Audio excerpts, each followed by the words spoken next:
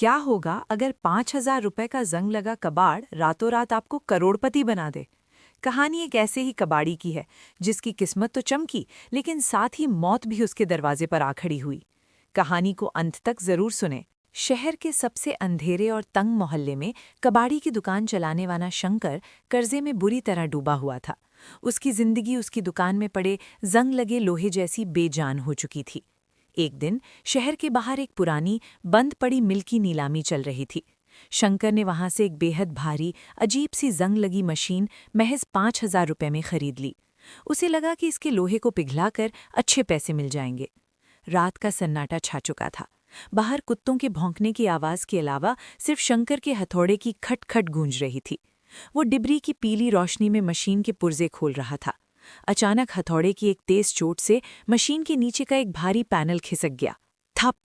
एक धूल से सना पुराना चमड़े का बैग मशीन के गुप्त हिस्से से निकलकर जमीन पर गिरा। शंकर ने हैरानी से बैग उठाया। उस बैग की चेन में जंग लग चुका था।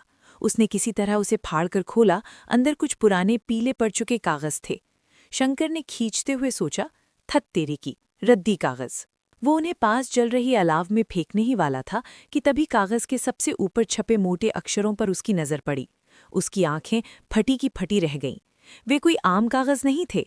वे 30 साल पुराने बड़े बड़े कंपनियों के ओरिजिनल शेयर सर्टिफिकेट्स थे। शंकर ने कभी किसी पढ़े लिखे लोगों से सुना था कि पुराने शेयर्स की कीमत समय के साथ आसमान छू जाती है।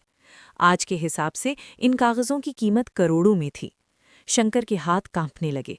रातों रात उसकी किस्मत बदल चुकी थी। उसने उन कागजों को वापस बैग में डाला और उसे जमीन के नीचे एक गड्ढा खोदकर गाड़ दिया। लेकिन असली खेल अभी बाकी था। अगली सुबह सूरज की पहली किरण ठीक से जमीन पर पड़ी भी नहीं थी कि शंकर की कबाड़ी की दुकान के बाहर एक चमचमाती काले शीशों वाली एक कार आकर जोरदार ब्रेक मारते हुए रुकी। गाड़ी से एक सूट बूट पहने खूंखार और रसूखदार दिखने वाला आदमी उतरा।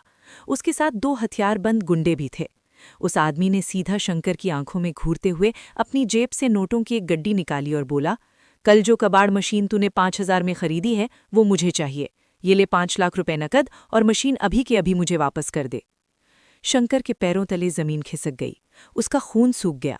उसे तुरंत समझ आ गया कि ये रसूखदार आदमी कबाड़ के लिए नहीं बल्कि उस करोड़पति बनाने वाले चमड़े के बैग के लिए आया है। उसे ये भी समझ आ गया कि अगर इस आदमी को जरा भी भनक लगी कि बैग मशीन में नहीं बल्कि शंकर के पास है तो वो उसे यहीं जिंदा गाड़ देगा। शंकर की जान अब खतरे में थी। उसके पास सोचने के लिए सिर्फ कुछ सेकंड थे। उसने डर को अपने चेहरे पर बिल्कुल नहीं आने दिया। उसने बहुत ही मासूम और पछतावे वाला चेहरा बनाते हुए कहा, अरे मालिक, आप आधा घंटा लेट हो गए।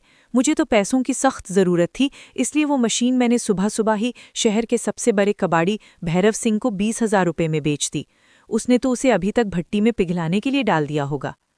रसूखदार आदमी के चेहरे पर हवाइयाँ उड़ गईं। उसकी आंखों में खौफ आ गया कि कहीं उसका खजाना पिघल न जाए। उसने शंकर को एक गंदी गाली दी, अपने गुंडों को इशारा किया और गाड़ी में बैठकर भैरव सिंह के गोदाम की तरफ तूफानी रफ्तार से निकल गया। जैसे ही गाड़ी आंखों से ओझल हुई, शंकर ने एक पल भी बर्बाद नहीं किया। उसने अपनी दुकान का शटर गिराया, जमीन से वो चमड़े का बैग निकाला, उसे अपनी शर्ट के अंदर छुपाया और पीछे के रास्ते से उस स्थान और शहर को छोड़कर दूसरे शहर चला गया। वहां पहुंचकर उसने एक बहुत बड़े वकील से मुलाकात की। उस वकील ने उन शेयर सर्टिफिकेट को डिजिटल एसेट में बदलने की पूरी प्रक्रिया को 1 माह में करके दे दिया। उसके बाद शंकर ने उस शहर को भी छोड़कर चला गया। इस तरह शंकर की किस्मत ने एक मौका देकर उसकी जिंदगी बदल दी। सीख: किस्मत कभी भी दरवाज़ा खटखटा सकती है, लेकिन जब वो आए तो सिर्फ भाग्य के भरोसे काम नहीं चलता। सही समय पर अपनी जान और माल बचाने के लिए सही समझ यानी प्रेजेंस ऑफ माइंड का होना सबसे ज़रूरी है। शंकर ने तो अपनी हाजिर जबावी और बुद्धिमत्ता से अपनी जान और करोड़ों का खजाना दोनों बचा लिया। लेकिन अब एक सवाल आपके लिए है, अगर आप शंकर की जगह होते तो क्या करते? आपका सबसे मज़ेदार या चालाक जवाब हमें कमेंट्स में ज़रूर बताएं। अगर कहानी में मज़ा आया हो तो इसे लाइक करें और अपने दोस्तों के साथ शेयर करना ना भूलें।